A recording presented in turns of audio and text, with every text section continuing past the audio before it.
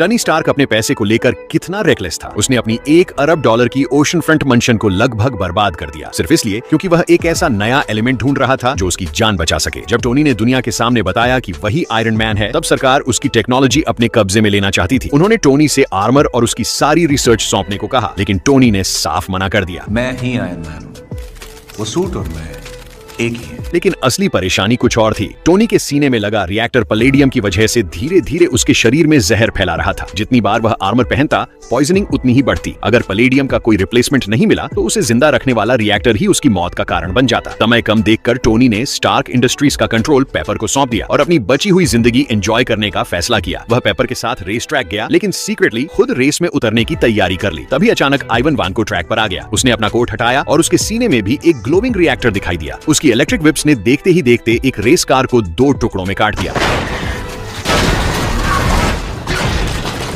Armour के बिना Tony उसके सामने बेबस था। तभी हैप्पी ने अपनी कार से आइवन को टक्कर मारकर दूर किया और पेपर टोनी का आर्मर लेकर पहुंची। आर्मर पहनते ही टोनी ने आइवन पर रिपल्सर ब्लास्ट्स की बौछार कर दी, लेकिन इवान ने अपनी इलेक्ट्रिक विप्स से हर अटैक रोक दिया और टोनी के आर्मर को जकड़ लिया। सूट बुरी तरह डैमेज होने के बावजूद टोनी ने हार नहीं मानी। उसने इलेक्ट्रिसिटी सहते हुए आइवन पर हमला किया, उसे जमीन पर पटक दिया और उसके चेस्ट रिएक्टर को निकाल लिया। तभी टोनी को पता चला कि किसी ने आयरन मैन की कोर टेक्नोलॉजी को सच में रिप्लिकेट कर लिया था। लेकिन टोनी की हालत तब तक बेहद खराब हो चुकी थी। उसके शरीर में टॉक्सिन्स 89% तक पहुंच चुके थे। उसे लगा शायद अब ज्यादा समय नहीं बचा, इसलिए टोनी ने अपनी जिंदगी की सबसे बड़ी पार्टी रखी। वह आयरन मैन सूट पहनकर स्टेज पर नाचा, आर्मर के अंदर रहते हुए बाथरूम जाने का मजाक किया, इसी में हो जाता है, और आसमान में रिपल्सर ब्लास्ट्स छोड़कर फायरवर्क्स जैसा माहौल बना दिया। लेकिन रोडी से टोनी की ये हरकतें और नहीं देखी गई। उसने मार्क II आर्मर पहन लिया और टोनी से भिड़ गया। लड़ाई लिविंग रूम से रूफटॉप तक पहुंच गई और पूरी मैंशन लगभग तबाह हो गई। आखिर में दोनों ने एक दूसरे पर रिपल्सर ब्लास्ट्स दागे और लड़ाई खत्म हुई। रोडी टोनी की हालत की परवाह किए बिना मार्क II आर्मर लेकर मिलिट्री बेस चला गया ताकि उसे एक मिलिट्री वेपन बनाया जा सके। उधर टोनी पूरी तरह टूट चुका था। वह आर्मर पहने एक जायंट डोनट के ऊपर बैठकर बर्गर्स खाता रहता और कुछ नहीं करता। तभी SHIELD डायरेक्टर